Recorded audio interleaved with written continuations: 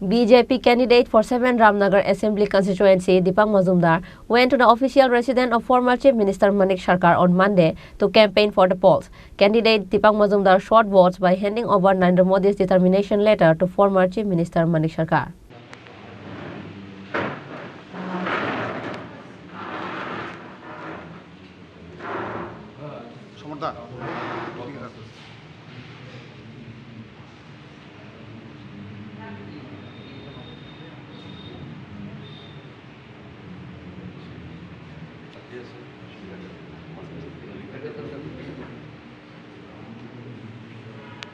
শহরে তো বসার জায়গা দিতে পারলাম না।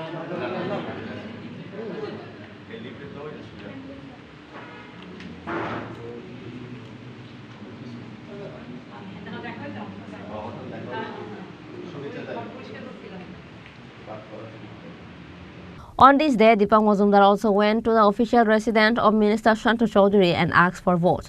Dipak Majumdar later faced the media and said that the people of Ramnagar area are quite happy that he is a candidate.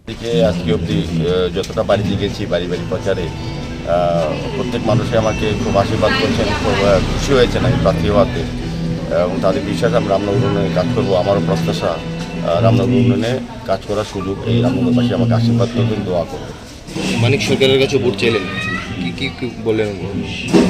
কিছু বলেন, শুভেচ্ছা চাইলাম, শুভেচ্ছা জানালেন, চাইলাম। Bureau Report, Chini Khorang.